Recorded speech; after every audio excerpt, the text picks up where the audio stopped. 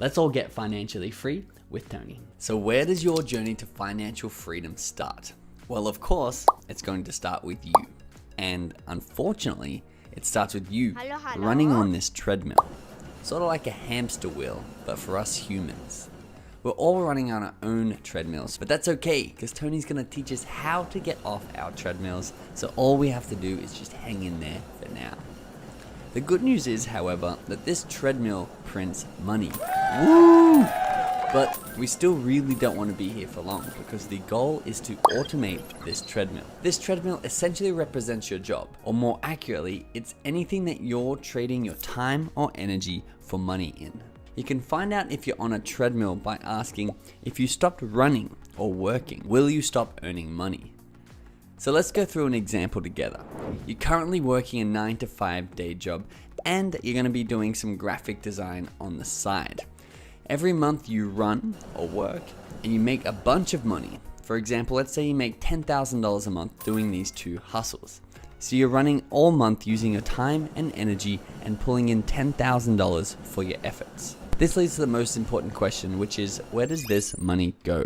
Introducing your spending pattern. Most people don't realize they run on the treadmill all day and night, but they never actually pay themselves. They pay governments through their taxes, their landlords and their electricity company for living expenses, and of course they pay big businesses like Apple for the latest iPhone, McDonald's for those yummy McFlurries, and Netflix for the good times. But they rarely pay themselves. By doing this, you condemn yourself to a lifetime of treadmill running. This is the most common spending pattern, and it's in our worst interests. Something I personally learned the hard way is that you can't out-earn a poor spending pattern. Tony's mentor Jim Rohn said, if someone hands you $1 million, you'd better hurry up and become a millionaire, meaning you'd better fix your spending pattern pretty quickly. Without fixing your spending pattern right now, the more you earn, the worse it's going to get. Take a look at the billion-dollar whale if you don't believe me. Joe Low, he's the man who fooled Wall Street, Hollywood, and the world. Oh, and he dated Miranda Kerr. He stole billions of dollars from Saudi princes, the Malaysian government, but ended up with nothing because his lifestyle of boats, parties, and movie creation, including The Wolf of Wall Street, had him spending $84 million every single month. I'll say that again. $84 million, you get it. A lot of money. Your job is to set aside a freedom tax that is paid first every single month from running on our treadmill. Warren Buffett says, do not save what is left after spending, instead spend what is left after saving. So you need to pick a percentage of your income that you're dedicated to saving and paying your future self no matter what. Now automate it. And don't pay anyone until you've paid yourself. The barefoot investor, who I'm still not convinced isn't just Jamie Oliver's alter ego, had debtors knocking on his door, asking him for money, and he still paid himself first. This is what Tony calls our freedom tax, and it's the starting seeds of your second business. Tony calls it an ATM machine, or an anti-time machine, as now we are no longer trading our time for money, but our money for money. This is one where we're now an owner of our business and not an operator. This business will eventually grow and out-earn all the running you can possibly do on that treadmill many times over, and it only takes an hour a month to manage. All this sounds a little too good to be true, so let's jump into how it works. Essentially, it can be summed up in one word: compound interest. Einstein said that compound interest is the 8th wonder of the world. Let Tony show you exactly how powerful this force is with a game of golf. Who plays golf in this room? Anybody play golf? So if I said to you, let's go play golf, and by the way, I'm a terrible golfer, I never play, and truthfully, I only play like 6-8 holes. I just go out for some fun a little bit with my wife and friends. And as we're walking along, I tell you that, but as we get up to the first hole, I say, just to make it a little more interesting, why don't we bet a dime a hole? Just so there's something on the line. Now, most people are going to go, no problem. You're not going to go, is he a shark? Is he setting me up? 10 cents a hole. How many holes are there? 18 holes. How much I got at risk? $1.80, right? Okay, not a big deal. And then I'm just about to get up there and hit the first ball, and I say, just make it a little more interesting. Why don't we just double it each hole?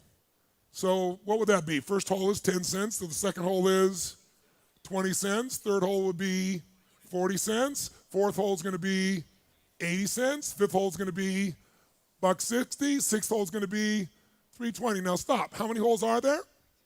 18. So we're 1/3 the way through, and it's $3.20. So in your head, you say, wow, what, so what might cost me 10, 12, 15 bucks if I lose? No big deal. But if we continue the math, what happens? Let's take it out to 9 holes and see what is 9 holes. You get out to 9 holes and you go, wow, I wasn't expecting $25, but we're only halfway there. Go ahead, flip the balance. 11, 12. Now look what happens here. We get to the 13th hole, $409. We went from down here at 25 bucks. 4 holes later, we're at 409. How do we go from 25 to 400 in 4 holes? Power of compounding. Watch what happens these last holes. 14th hole, 15th hole, 16th, 17th, 18th hole, $13,107. Okay? So if you're a good golfer, this is what you'll go do next week when you get home, right? So you can see how this beautiful, powerful, 8th wonder of the world force can turn 10 cents into $13,000 in just 18 holes of golf. But what can it do for your net worth? Well, let's have a look at Warren Buffett's net worth over time. This famous graph shows the power of compound interest when you can see just how exponential it is that his net worth climbs over time. So the question becomes, how can we harness this compounding interest force to work for us? So you're essentially building a big pile of money that, if invested correctly, makes its own money and makes the pile even bigger. The end goal is to have this pile of money big enough that the interest payment alone is enough to live your dream life. This is called absolute financial freedom, because you never have to touch the principal or the big pile of money, but it is funding your dream lifestyle without you ever having to work a day again. So how's it possible to invest our money to make money for us while we sleep? Even though most people don't know it, we're all investors with our money. Unfortunately, most of us only invest in depreciating or consumable assets, such as a weekend out or a new car, or maybe you just invest in cash itself. There are a few investments that appreciate over time and therefore have the ability to make money for you while you sleep. The most common investments are stocks, bonds, commodities, collectibles, cash, and other private investments. Let's jump into these one by one and get Tony's thoughts on where you should start. Let's start where most people invest their money: cash. If your money is sitting in an interest-free bank account, you're an investor in cash. Tony says that this is a terrible investment and you need to get out of cash as quickly as possible. Why? Because if you hold cash, it means you're losing an average of 1.81% of your money every single year due to inflation. This means if you had $10,000 invested in cash 25 years ago, it would only have the buying power of $6,451 today. So let's get out of cash quickly. So how about commodities? Commodities are another investment people are commonly attracted to. Commodities are things like gold, silver, grain, hogs, and other raw materials and agricultural products. Tony says that these are also a terrible investment. Take a look at the value of gold over the last 50 years. It is essentially just matched inflation, which we know is about a 1.81% return on your money. What about an index fund of commodities? This means you buy a little bit of a lot of different commodities in order to diversify your investment. These investments have actually done worse than gold and way worse than inflation. So if you were to buy something like gold with your $10,000 and waited 25 years, you'd still have about $10,000 today, which is much better than cash, but it's definitely not going to get us to financial freedom. Bonds are another common investment for people slightly more savvy. You can think of a bond as a loan of your money to a business, a city, or a country. You'll be paid interest on this money. The average bond has a 5.9% return on your money every year. This means our $10,000 after 25 years would actually become $41,917.85 thanks to compounding interest. So now let's take a look at stocks. They're probably the most common investment after cash, and for a good reason. Where investing in bonds is loaning money to a business such as Apple, Stocks are actually buying a percentage of that business, essentially owning a piece of Apple and therefore sharing in the profits. You'll also be paid dividends along the way, which would be a small return on your investment. Apple currently pays a 0.63% of your money back to you every year in dividends, but some companies such as Flight Centre pay up to 10% dividend every single year. Like bonds, you can actually diversify your stock investments with an index fund, such as the S&P 500, which will give you a small investment in the top 500 companies in the US. When you include dividends, these stocks have returned an average of 11.3% of your money every year over the last 20 years. This means your $10,000 will turn into $145,337.98 in just 25 years. Of course, investing in just one asset class such as stocks, however, is not recommended. Tony recommends diversifying across asset classes and even across countries in order to limit your downside. Of course, Tony is a big fan of dollar cost averaging, meaning investing smaller amounts over a larger time period in order to buy the average market price and not buy it at an all-time high. This is why we must pay ourselves monthly and set up that money to automatically be invested every single month. So remember, we're making $10,000 per month running on our treadmill. We are now having a freedom tax at 20% per month, meaning we're contributing $2,000 to our freedom fund every single month. We are going to be doing this for 25 years, and the estimated rate of return, meaning how much money we're getting paid from our investments in interest per year, is going to be 8.9%.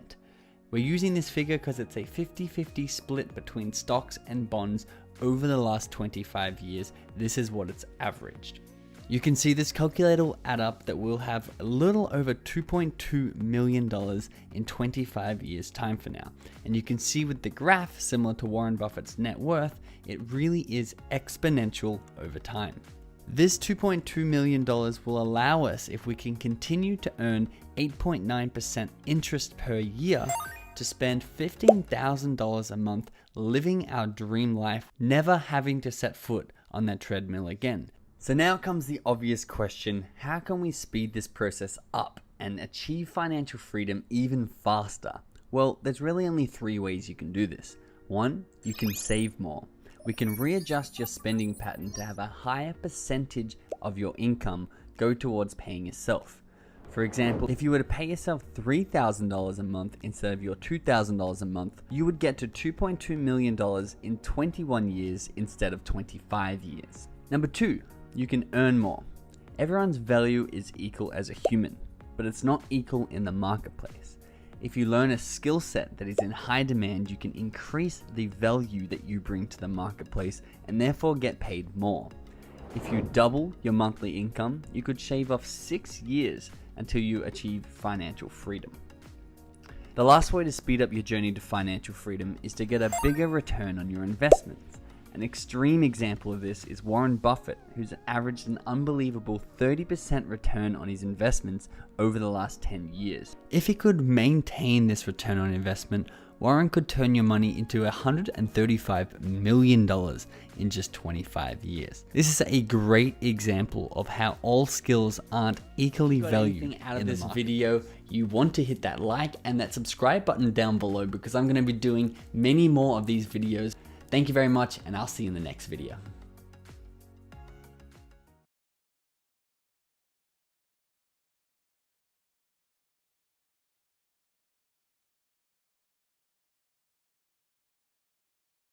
If you got anything out of this video, you want to hit that like and that subscribe button down below, because I'm going to be doing many more of these videos. Thank you very much, and I'll see you in the next video.